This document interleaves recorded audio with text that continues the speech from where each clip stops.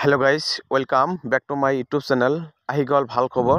ৰাজ্যৰ যিসকল মানুহে চৰকাৰী ঘৰৰ বাবে আবেদন কৰিছিল বা যিসকলৰ ইতিমধ্যে চৰকাৰী ঘৰৰ নামবিলাক আহিছে, তথাপি তেওঁলোকে যদি পইচা পোৱা নাই, কিহৰ কাৰণে পইচাবিলাক তেওঁলোকে বেংকৰ একাউণ্টত সোমোৱা নাই, তেওঁলোকৰ ঘৰৰ চেংচন হৈছে নে নাই, বা তেওঁলোকৰ একাউণ্টখন ভেৰিফাই হৈছে নে নাই, কেনেকৈ চেক কৰিব, বা তেওঁলোকৰ যিখন বেংকৰ ডিটেইলছ সেইখিনি অনলাইনত শুদ্ধভাৱে আপলোড হৈছে না নাই, A to Z আপুনি চেক কৰিব পাৰিব। যদি আপুনি চৰকাৰী ঘৰৰ বাবে আবেদন কৰিছিল বা আপোনাৰ 2023-24 বৰ্ষত যদি আপোনাৰ চৰকাৰী ঘৰৰ লিষ্টত নাম আছিল, কিন্তু এতিয়ালৈকে আপুনি কোনো চৰকাৰী ঘৰৰ পইচা সোমোৱা নাই আপোনাৰ বেংকৰ একাউণ্টত, তেনেহ'লে আপুনি কিহৰ কাৰণে পইচাবিলাক পোৱা নাই সম্পূৰ্ণ জানিব পাৰিব।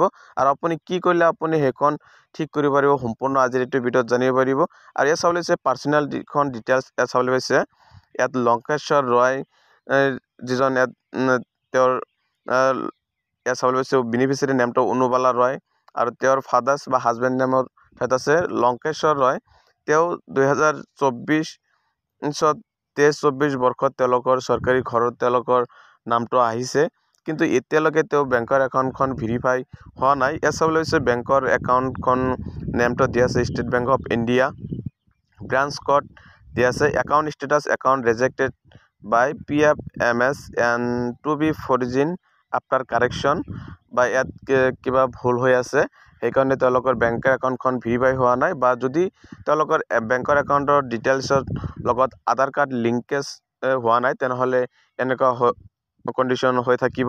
আৰু তাৰপিছত তেওঁৰ ইয়াত এটা চাবলৈ পাইছে হাউচ ষ্টেটাছ, ইয়াত প্ৰপ'জ চাইট দিয়া আছে, আৰু বৰ্তমানলৈকে তেওঁলোকৰ ঘৰ কোনো চেংচন হোৱা নাই। আৰু তাৰপিছত ইয়াত চাবলৈ পাব যিখন তেওঁলোকৰ আধাৰ ষ্টেটাছ বা account number, branch name, IFC code, Aadhaar ষ্টেটাছখন ইয়াত কোনো ধৰণৰ আপডেট হোৱা নাই এতিয়ালৈকে।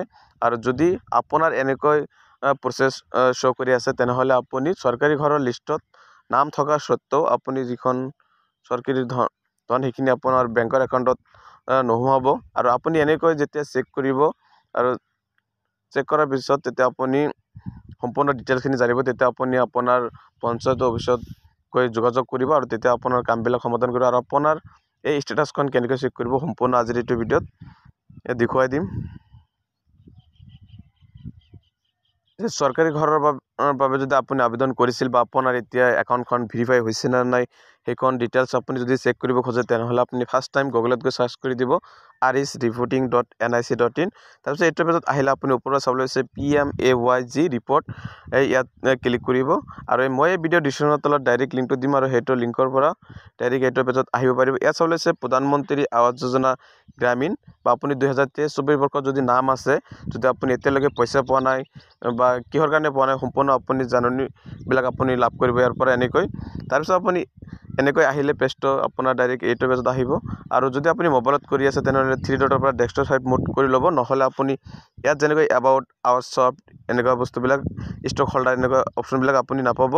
আৰু তাৰপিছত ষ্টক হোল্ডাৰ অপশ্যন যিটো দিয়া আছে, আৰু তাত ক্লিক কৰি দিব।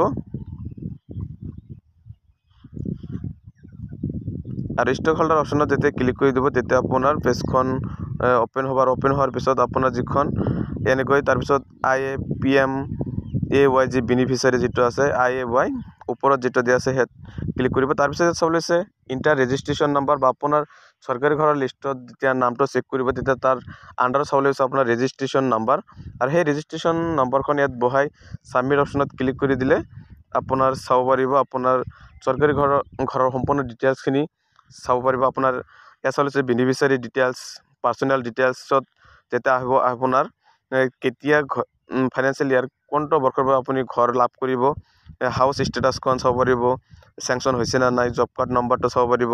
ইয়াত চাবলৈ হৈছে বেংক একাউণ্ট ডিটেইলছত, ইয়াত আপোনাৰ একাউণ্ট নম্বৰ, আধাৰ নম্বৰটো ইয়াত চাবলৈ হৈছে ভেৰিফাইড হৈছে, বা বেংকৰ একাউণ্টটো ভেৰিফাইড হৈছে, বা আপোনাৰ এনেকুৱাকৈ ভেৰিফাই হৈছে নে নাই সম্পূৰ্ণ চেক কৰিব পাৰিব। যিসকলৰ ভেৰিফাই হৈছে তেওঁলোকেহে চৰকাৰী ঘৰৰ যিখন হাউচ সেইখন চেংচন হ'ব, আৰু লগতে তেওঁলোকে চৰকাৰী ঘৰৰ পইচাখিনি তেওঁলোকৰ বেংকৰ একাউণ্টত সোমাব। আৰু আপোনাৰ যদি এতিয়ালৈকে আপোনাৰ কিবা ভুল হৈ আছে, তেনেহ'লে আপুনি সোনকালে যোগাযোগ কৰিব, নহ'লে আপুনি চৰকাৰী ঘৰৰ কোনো ধৰণৰ ধন আৰু নাপাব, আৰু এনেকৈ আপোনাৰ বন্ধ হৈ থাকিব পইচাবিলাক।